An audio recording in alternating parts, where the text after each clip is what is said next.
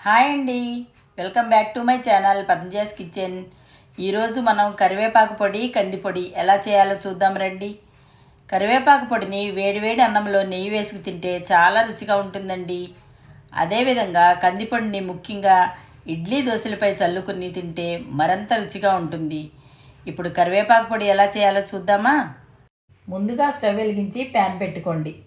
ఇప్పుడు మెజర్మెంట్ కోసం ఒక కప్పు తీసుకుని దానితో ఒక కప్పు పల్లీలను ప్యాన్లో వేసి లో ఫ్లేమ్లో కలుపుతూ వేయించండి.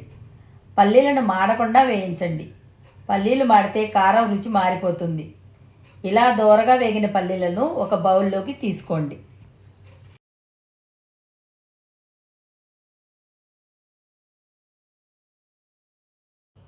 ఇప్పుడు అదే కప్పుతో కప్పు నువ్వులను ప్యాన్లో వేసి వాటిని చిటపటామనే వరకు వేయించి అదే బౌల్లోకి వేసుకోండి.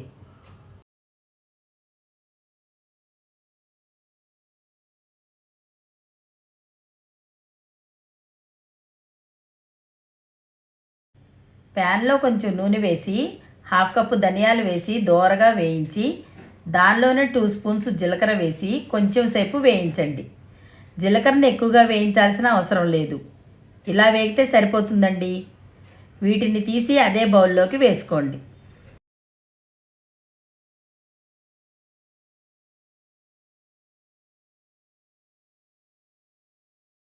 ప్యాన్లో 2 స్పూన్స్ ఆయిల్ వేసుకుని శుభ్రంగా కడిగి ఆరబెట్టుకున్న కరివేపాకును వేసి ఫ్రై అయ్యే వరకు వేయించండి.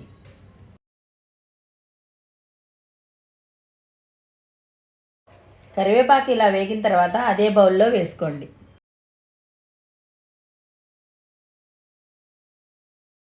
ఇప్పుడు ప్యాన్లో ఒక గిన్నె నూనె వేసుకుని 20 ఎండుమిర్చిని ముక్కలుగా చేసి ప్యాన్లో వేసి దోరగా వేయించండి. ఎండుమిర్చి తీసుకునేటప్పుడు ఎప్పుడైనా ముక్కలుగా చేసి తీసుకుంటే మిర్చిలోని గింజలు కూడా నూనెలో వేగడం వల్ల కారం పొడి మరింత రుచిగా ఉంటుంది. ఇలా మిర్చిని క్రిస్పీగా వేయించిన తర్వాత అదే బౌల్లోకి వేసుకోండి. ఇలా అన్నీ ఒకదాని తర్వాత ఒకటి వేయించడం వల్ల మాడిపోకుండా ఈవెన్గా వేగుతాయండి. ఇప్పుడు అదే బౌల్లో 2 స్పూన్స్ సాల్టు, 1 స్పూన్ పసుపు, ఒక హాఫ్ కప్పు వలిచిన వెల్లుల్లిపాయలు వేసుకుని వీటిని పూర్తిగా చల్లారనివ్వండి. ఒక మిక్సీ జార్ తీసుకుని దానిలో తడి లేకుండా శుభ్రంగా తుడుచుకోండి. ఇప్పుడు దానిలో మనం వేయించినవన్నీ వేసుకుని మెత్తని పొడిగా గ్రైండ్ చేయండి. ఇలా గ్రైండ్ చేసిన పొడిని ప్యాన్లో వేసి మిగిలిన వాటిని కూడా మెత్తగా గ్రైండ్ చేయండి. ఇలా మొత్తం గ్రైండ్ చేసిన తర్వాత చేత్తో బాగా అంతా కలిసేటట్టు కలపండి. కరివేపాకులో విటమిన్ ఏ, బి, సి, ఈ అండ్ కే ఇన్ని విటమిన్స్ ఉన్నాయి కదండి. అవే కాకుండా మనం వాడిన పల్లీలు, నువ్వుల్లో ప్రోటీను, కాల్షియం, విటమిన్స్ అన్నీ ఉన్నాయి. ఇన్ని విటమిన్స్ ఉన్న ఈ పొడిని రోజు మన డైట్లో తీసుకోవడం చాలా మంచిది. ఇలా తయారు చేసిన పొడిని ఒక గాజు సీసాలో స్టోర్ చేసుకోండి. చాలా కాలం వరకు నిల్వ ఉంటుంది. ఇవే కొలతలతో మీరు కూడా ఒకసారి ట్రై చేయండి. ఇప్పుడు కందిపొడి ఎలా చేయాలో చూద్దామా. ముందుగా స్టవ్ వెలిగించి ప్యాన్ పెట్టుకుని ఒక కప్పు కందిపప్పు వేసి లో ఫ్లేమ్లో మాడకుండా వేయించండి. ఇలా వేయించిన కందిపప్పుని ఒక ప్లేట్లోకి తీసుకోండి.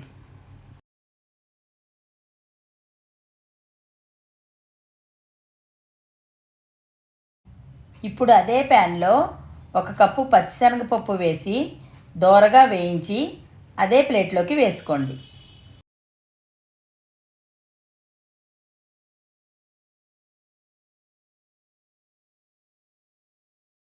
తర్వాత ఒక కప్పు పెసరపప్పు కూడా అదేవిధంగా వేయించి గోల్డెన్ బ్రౌన్ కలర్ వచ్చిన తర్వాత ప్లేట్లోకి తీసుకోండి.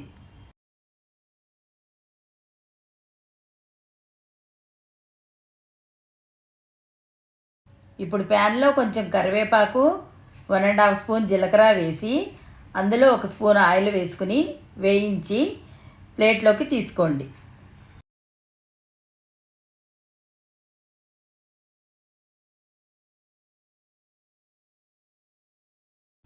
ఇప్పుడు ప్యాన్లో ఒక గిన్నె నూనె వేసుకుని 12 ఎండుమిర్చిని ముక్కలుగా తుంచి నూనెలో వేసి దోరగా వేయించండి. ఈ కందిపొడిని టిఫిన్స్లోకి వాడతాం కాబట్టి ఎక్కువ మంట లేకుండా సరిపడా ఉంటేనే బాగుంటుందండి. ఇలా వేయించినవన్నీ ఒక ప్లేట్లోకి తీసుకుని దానిలో 1 స్పూన్ సాల్టు, కొంచెం ఇంగువ వేసుకుని పక్కన పెట్టి పూర్తిగా చల్లారనివ్వండి.